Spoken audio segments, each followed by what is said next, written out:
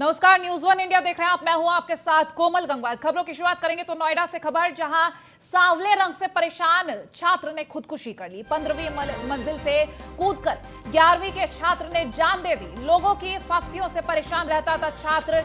अपने सांवले रंग से काफी ज्यादा परेशान और तनाव में था ये छात्र। तो छात्र के कमरे से कोई सुसाइड नोट फिलहाल नहीं मिला है। पुलिस मुकदमा दर्ज कर पूरे मामले की जांच में जुट गई है। नोएडा सेक्टर 78 के महागुन मॉडर्न सोसाइटी की यह घटना बताई जा रही है। तो छात्र फफ्तियों से परेशान था। सांवले रंग की वजह से जो फफ्तियां कसी जाती थी उससे परेशान था और तनाव में था, जिसके चलते उसने सुसाइड किया। फिलहाल छात्र के कमरे से कोई सुसाइड नोट बरामद नहीं हुआ है। फिलहाल मामला दर्ज कर पुलिस आगे की जांच कर रही है। 15वीं मंजिल से कूदकर 11वीं के छात्र ने जान दी है।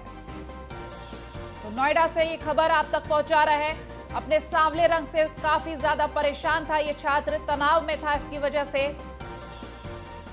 नोएडा सेक्टर 78 के महागुन मॉडर्न सोसाइटी का ये मामला बताया जा रहा है। 11वीं का छात्र था ये, और आपको ये भी बता दें कि 15वीं मंजिल से कूदकर आत्महत्या की है इस छात्र ने। लोगों की फफ्तियों से काफी ज्यादा परेशान रहता था छात्र।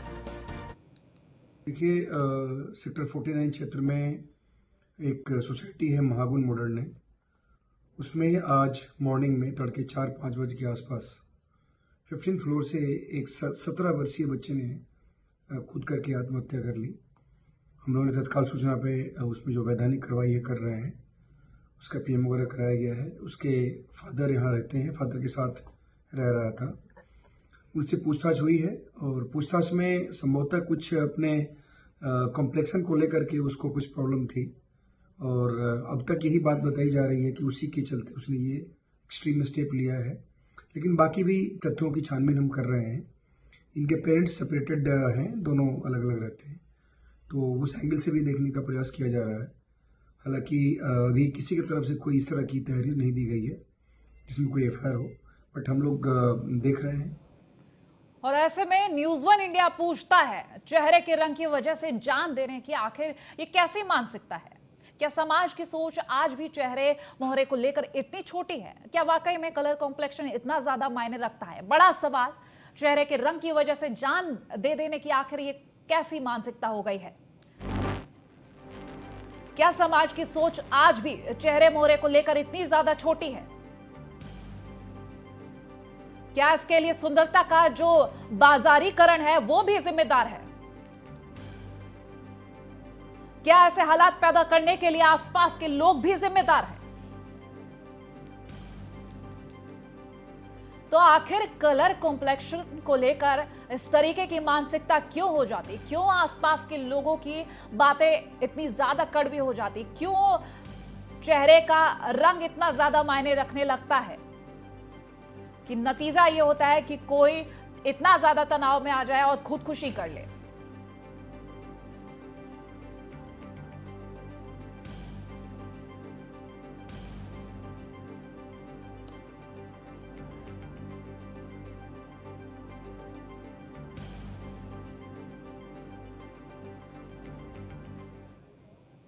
और अधिक जानकारी के लिए संवाददाता रमेश परियार हमारे साथ लाइव जुड़ चुके हैं और मामले से जुड़ी हुई जानकारी और क्यों ऐसी मनोदशा हो जाती है उसके लिए जानकारी लेने के लिए हमारे साथ मनोचिकित्सक अनुजा कपूर भी लाइव जुड़ रहे हैं। तो सबसे पहले चलेंगे रमेश परियार के पास, उनसे अपडेट ले लेते हैं मामले की। रमेश, देखिए, नोएडा के सेक्टर स्थित महागुन मॉडर्न सोसाइटी में एक 17 साल के बच्चे के द्वारा 15वीं मंजिल से छलांग लगा ली गई है। और ये बताया जा रहा है कि जो छलांग लगाने का जो मुख्य कारण है वो उसके काले रंग को लेकर था। तो आज की मानसिकता को अगर हम कहें कि जो आज की जनरेशन है वो अपने इस रंग को लेकर अगर इस तरीके की वो नीतियां अपना रही हैं कि आप छलांग लगा लें या कुछ और कदम उठा लें जिससे कि जान की हानि हो, ये कहीं ना कहीं सोचने वाला और ये समय है कि इस तरीके की अगर घटना हो रही है तो समाज को भी सोचना पड़ेगा कि रंग भेद की जो नीति है उस तरीके की नीति ना अपनाई जाए। लोगों को ये ना करा जाए, कलर से डेफिनेशन ना दी जाए कि आप गोरे हैं या आप काले हैं। कहीं ना कहीं इससे बच्चों के मानसिक जो रूप से जो तनाव है वो बढ़ जाता है। और यूं भी कहा जा सकता है कि ये जो पृथक परिवार की जो व्यवस्था हुई है जिस ठीक। प्रकार से इस बच्चे के साथ हुआ, इसके ठीक है रमेश, माता और आप बने पिता रहिए, अलग हम अलग आपसे रहते थे। अपडेट्स लेते रहेंगे। अनुजा कपूर जी हमारे साथ मनोचिकित्सक जुड़ी हुई हैं लाइव। अनुजा जी, आपसे जानेंगे आखिर ऐसी मानसिकता कैसे हो जाती है? कोई ताना दे रहा है, फिर कोई छात्र आत्महत्या कर रहा है, तनाव में इस कदर चला जाता है, कहाँ कमी रह जाती है? क्योंकि लोगों की अगर बात करें तो अक्सर तनाव का कारण लोग ही होते हैं, उनके ताने होते हैं, तो ऐसे में क्या करना चाहिए, क्या रास्ता बचता है? सबसे पहले तो मैं आपसे बात जरूर करूंगी कि प्रॉब्लम कहाँ पर आ रही है। जी। एक मेरी जो आवाज है ना, मुझे वापस आ रही है, I am not able to get it. So the problem is कि I am not able to hear properly. Anuja ji, शायद कुछ टेक्निकल इश्यूज है, हम सॉर्ट आउट करते हैं। लेकिन इस बीच हम आपको ये अपडेट दे रहे हैं जिस तरीके से ये मामला सामने आया है। रमेश, हम आपसे जान लेंगे कि ये जो मामला सामने आया है, मामला दर्ज कर लिया गया है, जो छानबीन चल रही है, जांच चल रही है, क्या कुछ प्राथमिक जांच में रह रहा है? क्योंकि लोग जो तनाव देने का काम करते हैं, ऐसे में क्या कुछ आ रहा है? रमेश, के बयान ले लिए गए हैं, क्योंकि माता और पिता पृथक रहते थे, अलग अलग रहते थे। जिनके जो पिता हैं वो नोएडा में रहते थे और माता इनकी गुड़गांव में रहती थी। बच्चा अपनी माँ के साथ ही रहता था, लेकिन पिछले 2 दिनों से नोएडा आया हुआ था और यहाँ पे अपने पिता के साथ फ्लैट में रह रहा था। इसी दौरान जब ये अवसाद से ग्रस्त था और इसके तनाव बहुत ज्यादा हो गया, कहीं ना कहीं इसके मन में हीन भावना आती थी कि मेरा रंग काला है, लोग मुझे कहते हैं, इस तरीके की बहुत सारी बातें होती हैं। तो जिसको लेकर इस बच्चे के मन में जब तनाव आया तो इसने ये कदम अनजाने में उठा लिया और 15वीं मंजिल से छलांग लगा दी, जिससे इसकी मौके पे मौत हो गई। और पुलिस का कहना है अगर जो मामला था, इसके पीछे क्या वजह रही है, क्या सिर्फ काला रंग रही है या कुछ अन्य वजह है, तो उसको लेकर अभी जांच का विषय है, जांच कर रही है पुलिस। रमेश, पेरेंट्स की अगर बात करें, उनसे पूछताछ की गई क्या? कोई कारण सामने आया? क्योंकि जाहिर सी बात है, बच्चे ने बात भी शेयर की होगी। और देखिए, पेरेंट्स का कहना है कि जो बच्चा है हमें कई बार ऐसी बातें कहता था कि पापा मम्मी इस तरीके की भावनाएं होती हैं लोगों की कि हम मुझे काला बोल देते हैं, या इस तरीके की बहुत सारी बातें हो जाती हैं। तो बच्चा अपने माँ बाप से शिकायत करता था, वो जो कि जैसे कि हर बच्चा अपने माँ बाप से कहता है, लेकिन माँ बाप ने कभी ऐसा नहीं सोचा था कि इस तरीके का ये कदम उठाएगा बच्चा। और कहीं ना कहीं ये जो कदम उठाने का ये बहुत ही गलत है। इस तरीके के बच्चे का एक काले रंग या गोरे रंग को लेकर ये हमारे समाज में जो आने वाला समाज है ये किस तरफ जा रहा है, ये बहुत सोचने का एक विषय आ रहा है। बिल्कुल, क्योंकि कलर कॉम्प्लेक्शन को लेकर ये जो कदम उठाए जाते हैं, जाहिर सी बात है गलत तो है ही। ऐसे में अगर हम बात करें उन अधिकारियों की जो जांच कर रहे हैं इस मामले की, उनकी तरफ से क्या कुछ रह रहा है? और देखिए, अधिकारियों की ओर से जो जांच की गई है, जांच में पहला प्रथम दृष्टया ये नजर आया कि ये भी छलांग लगाई है तो कहीं ना कहीं ये जो इनका जो मेन वो था, बच्चे का मोटिव था कि मेरे जो रंग को लेकर जो समस्या है, लोगों के ताने हैं, वो सहन नहीं कर पा रहा था। और जो माता पिता के द्वारा बताया गया प्रथम दृष्टया जांच में जो सामने आया वो यही आया है कि बच्चे के अंदर मन को रंग को लेकर हीन भावना थी और जो समाज में लोग कुछ ताने मार देते थे तो वो ताने उसके मन में जहन में बस चुके थे। तो इस बच्चे ने ये कदम उठा लिया। रमेश, एक और चीज जानने की कोशिश करेंगे, ये जो छात्र था क्या सिर्फ सोसाइटी के लोग उसको फप्तियां कसते थे या फिर जिस स्कूल में वो पढ़ता था वहां के भी? क्योंकि अक्सर ऐसा देखा जाता है स्कूल में बच्चों को परेशान किया जाता है, तब परेशान होकर वो घर पर इस तरीके के कदम भी उठाते। कई बार ऐसी तस्वीरें भी सामने आई, तो ऐसे में कहाँ कमी नजर आ रही है?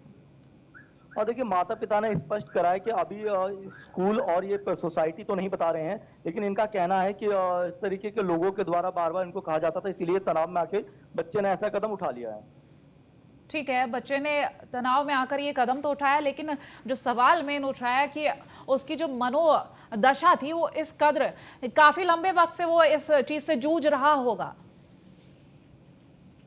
रमेश, फोन कट गया, पैच चल रहा था। रमेश, ऐसे में हम ये जानने की कोशिश कर रहे हैं, जब इतना बड़ा कदम उठाया छात्र ने तो जाहिर सी बात है लंबे वक्त से वो इस समस्या से जूझ रहा होगा, लंबे वक्त से वो तनाव में रहा होगा। रमेश, मेरी आवाज मिल रही है? ठीक है, रमेश से हम अपडेट्स लेते रहेंगे। मनोचिकित्सक अनुजा कपूर हमारे साथ लगातार जुड़ी हुई। अनुजा जी, आपसे जान रहे थे कि कहाँ कमी रह जाती है जो छात्र और बच्चे इस तरीके के कदम उठा लेते हैं, कलर कॉम्प्लेक्शन को लेकर जो फप्तियां कसी गई उसका नतीजा ये रहा कि उस छात्र ने आत्महत्या कर ली। कहाँ कमी रह जाती है? इसको बुलिंग कहते हैं और छात्र इस तरीके से आत्महत्या नहीं करते अनटिल अनलेस उनके पास कोई और ऑप्शन नहीं रह जाता।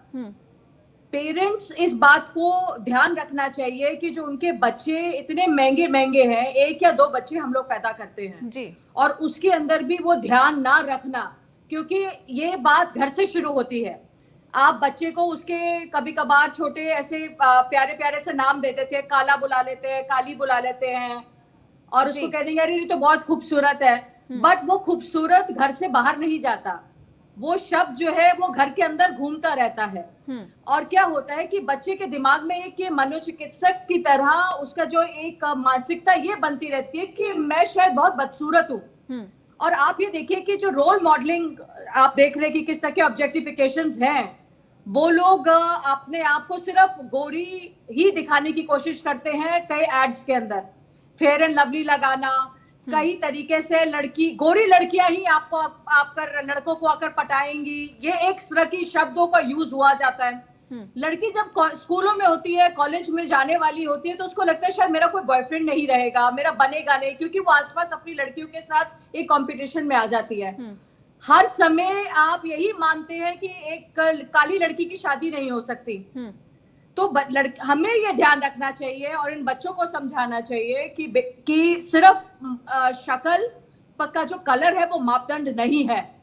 आपके आने वाला वक्त 10 साल बाद आप इसको ध्यान भी नहीं रखोगे अगर आप अपने आप को ब्रांड बनाओगे, अपने आप पे काम करोगे, अपनी पढ़ाई पर काम करोगे। कल जब आईपीएस ऑफिसर बन के खड़े होगे, प्राइम मिनिस्टर बन के खड़े होगे, तो क्या तुम्हारी कोई शक्ल देखेगा?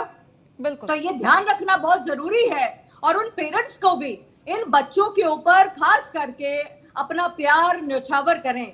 आज देख लीजिए उस घर का दिया बुझ गया है जी, कहां से लाएंगे वैसे प्यारे प्यारे बच्चे वापस? तो ये स्कूलों को भी ध्यान रखना चाहिए कि इस तरीके से बुलिंग नहीं होनी चाहिए। इसका this is a criminal offence और इसके अंदर पूरी जांच पड़ताल तरीके से होनी चाहिए कि बच्चे जो हैं इसका रीजन कोई और क्या हुआ होगा। Apart from bullying there could be another effect also. ठीक है, तो वो भी जैसे कि आपके इन्वेस्टिगेशन वाले पुलिस का जो है वो ये कह रहे हैं कि इसके अंदर और भी आगे सिचुएशंस देखी जाएंगी, और जबकि कि ये सिंगल पेरेंट रहे हैं तो there could be many other factors also. But जो मेन फैक्टर सामने निकल कर आता है वो है कि आज के टाइम पर हम लोगों को ट्रोल करते हैं जी। और जो बच्चे हैं, आप बच्चे ही नहीं, आप और मैं भी, हमें अगर कोई जरा सा कुछ ऊपर बात कहता है तो इनटॉलरेंस हम सब में है, क्योंकि हम लोग बहुत जगहों से दुखी हैं। जरूरी है सफलता हमारे सामने नहीं है। बिल्कुल, हमें धैर्य रखकर आगे बढ़ना चाहिए, क्योंकि लोगों की बातों पर अगर हम इसी तरह से ध्यान देंगे तो हमेशा पीछे ही जाते जाएंगे। आगे बढ़ने के लिए जरूरी है धैर्य धारण करके आगे बढ़ें। फिलहाल हमारे साथ जुड़ने के लिए अनुजा जी बहुत शुक्रिया, और रमेश आपका भी शुक्रिया तमाम जानकारी हम तक पहुंचाने के लिए। खबर आगे बढ़ेंगे खबरों में, तो लखनऊ से खबर, जहां 15 मार्च को बीजेपी कार्य समिति की बैठक होगी। बैठक में पंचायत चुनाव को लेकर बीजेपी रणनीति बनाएगी। प्रदेश अध्यक्ष स्वतंत्र देव सिंह की अध्यक्षता में यह कार्य समिति की बैठक होगी। तो प्रदेश कार्य समिति की बैठक का उद्घाटन करेंगे रक्षा मंत्री राजनाथ सिंह, और आपको यह भी बता दें कार्य समिति की बैठक का समापन करेंगे सीएम योगी आदित्यनाथ। तो रक्षा मंत्री राजनाथ सिंह, सीएम योगी संगठन को मजबूत करने का मंत्र देंगे। सरकार की 4 साल की उपलब्धियों को लोगों तक पहुंचाने की रणनीति बनेगी इस दौरान। तो विधानसभा चुनाव को लेकर भी संगठन के कार्यक्रम बनाए जाएंगे। बैठक में पंचायत चुनाव, विधानसभा चुनाव और पार्टी के आगे कार्यक्रम पर मंथन होगा। तो बेहद अहम ये बैठक, कई अहम फैसले लिए जाएंगे और 4 साल में जो काम किए गए उन पर भी मंथन, और विधानसभा चुनावों को लेकर संगठन के कार्यक्रम में चर्चा होगी।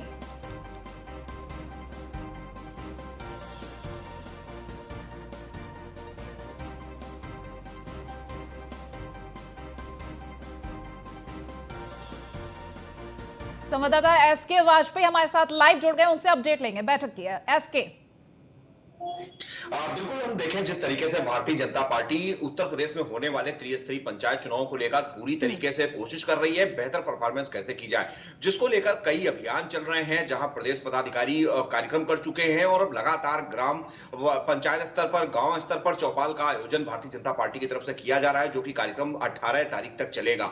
15 तारीख को बीजेपी कार्य समिति की बैठक होने जा रही है, जो कि महत्वपूर्ण है, क्योंकि इस बैठक में रक्षा मंत्री राजनाथ सिंह, उत्तर प्रदेश के मुख्यमंत्री योगी आदित्यनाथ जहां इस कार्यक्रम का शुभारंभ करेंगे। बीजेपी के प्रदेश अध्यक्ष स्वतंत्र देव सिंह की अध्यक्षता में ये कार्य समिति की बैठक होगी। बीजेपी के संगठन महामंत्री सुनील बंसल, उत्तर प्रदेश बीजेपी के प्रभारी राधा मोहन सिंह, उसके अलावा बीजेपी के राष्ट्रीय महामंत्री बीएल संतोष जैसे पदाधिकारी इस बैठक का हिस्सा होंगे। उत्तर प्रदेश बीजेपी के सभी उपाध्यक्ष, सभी महामंत्री, जिसमें नोएडा विधायक पंकज सिंह भी शामिल हैं, वो इस सब बैठक में आएंगे और कहीं ना कहीं मंथन होगा कि किस तरीके से भारतीय जनता पार्टी जो पंचायत चुनाव हो रहे हैं उसमें बेहतर परफॉर्मेंस करे, क्योंकि उद्देश्य सभी का साफ है कि 2022 में दोबारा से 2017 की परफॉर्मेंस को दोहराया जाए। उसके पहले उत्तर प्रदेश में जो पंचायत चुनाव होने जा रहा है, तो कहीं ना कहीं ये 2022 का एक लिटमस टेस्ट होंगे। उस टेस्ट को किस तरीके से पास किया जाए ताकि गांव स्तर पर बीजेपी के पदाधिकारी मजबूत स्थिति में हो, जिसको लेकर बूथ की रणनीति, साथ ही साथ पार्टी की रणनीति क्या होगी, उत्तर प्रदेश और केंद्र सरकार की जो विभिन्न योजनाएं उनका लाभ कितना लोगों तक पहुंचा है,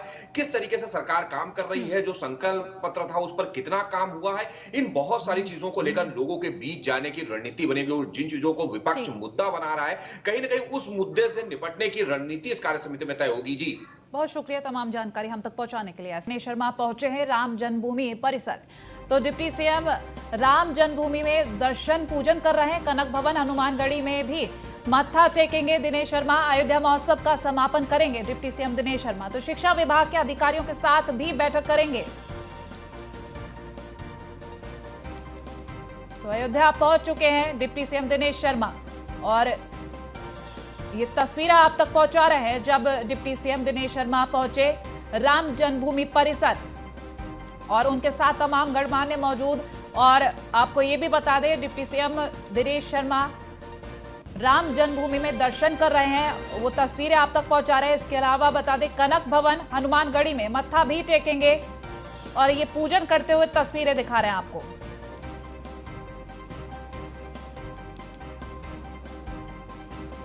और पूजा अर्चना के बाद शिक्षा विभाग के अधिकारियों के साथ बैठक भी करेंगे।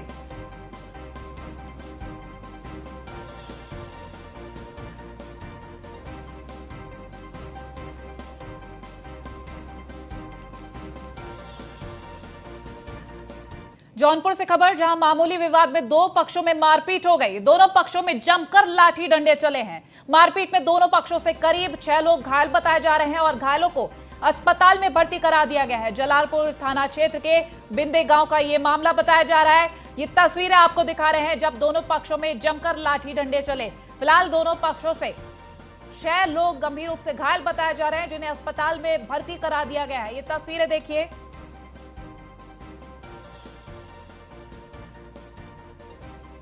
और ये एक्सक्लूसिव तस्वीरें आपकी टीवी स्क्रीन पर इस वक्त दिखा रहे हैं। जौनपुर के जलालपुर थाना क्षेत्र के बिंदे गांव का ये मामला, वहां से ये सीधी तस्वीर, एक्सक्लूसिव तस्वीर इस वक्त आपकी स्क्रीन पर। दो पक्षों में जमकर लाठी डंडे चले हैं, जमकर मारपीट हुई है। तो मामूली विवाद में ये मारपीट इतनी ज्यादा बढ़ गई कि 6 लोग गंभीर घायल हुए। देवेंद्र खरे हमारे साथ फोन लाइन पर अधिक जानकारी के लिए जुड़ गए हैं, उनसे अपडेट लेंगे। देवेंद्र, कौन सा विवाद था जिसमें ये मारपीट इतनी ज्यादा बढ़ गई कि 6 लोग गंभीर घायल हुए, जिन्हें अस्पताल में भर्ती कराना पड़ा? जी, आपको बता दें कि आगामी पंचायत चुनाव सामने है, जिसको लेकर पक्षों में आपसी विवाद को लेते, जमीन को देखते हुए आपसी विवाद हुआ है, जिसमें बहुत लाठी डंडे चले, जिसमें लगभग आधा दर्जन लोग घायल हुए हैं और जिसमें एक महिला की हालत गंभीर है, जिसको बनास रिफर किया गया है। लेकिन जब सोशल मीडिया पे वीडियो वायरल हुआ है, तब जाके पुलिस संज्ञान में ली है, क्योंकि आगामी अभी पंचायत चुनाव कभी भी किसी समय तारीख घोषणा हो सकती है। इसको देखते हुए ये विवाद लगातार गांव में चल रहा है, लेकिन पुलिस की पूरी मुस्तैदी सामने नहीं दिखाई दे रही है कि पंचायत चुनाव है, गांव में विवाद, जमीन विवाद का देखा जा रहा है, लेकिन ये पंचायत का चुनाव का पूरा विवाद है। ये अभी स्पष्ट नहीं हुआ कि किस चीज विवाद है, लेकिन इसमें आधा दर्जन लोग घायल में, एक महिला की हालत गंभीर है, जिसको पास में रिफर किया गया। जी ठीक है, अगर हम कार्रवाई की बात करें, कार्रवाई को लेकर क्या कुछ किया जा रहा? जी, आपको बता दें, लगातार जौनपुर पुलिस लगातार कार्रवाई के नाम से खानापूर्ति कर रही है। जब सोशल मीडिया पे वीडियो वायरल होता है तो जांच का विषय बताकर वो खानापूर्ति करती है। लगातार महीनों से हत्या का यहाँ पर क्राइम ग्राफ बढ़ गया है, लेकिन यहाँ पर पुलिस सिर्फ खानापूर्ति जांच का आदेश खानापूर्ति करती है। यहाँ ऐसा मामला है जिसमें अभी किसी अपराधी को गिरफ्तार नहीं हो पाई। देवेंद्र, बहुत शुक्रिया तमाम जानकारी हम तक पहुँचाने के लिए। और लखनऊ से खबर, जहां आटा मिल में भीषण आग लग गई। आग में लाखों का माल जलकर खाक हुआ है। फायर ब्रिगेड की गाड़ियां आग बुझाने में जुटी हुई है। मोहनलालगंज थाना क्षेत्र के भंसडा की एक घटना बताई जा रही है। तो आटा मिल में भीषण आग लगी है और लाखों का माल जलकर खाक हो गया है। तस्वीरें दिखा रहे हैं उस आटा मिल की जहां आग लगी थी। फिलहाल आपको बता दें, फायर ब्रिगेड की गाड़ियां आग बुझाने में जुटी हुई हैं। लखनऊ के मोहनलालगंज थाना क्षेत्र के भंसडा की ये घटना बताई जा रही है। भैया आने 15-20 मिनट तो लग ही जाएगा गाड़ी।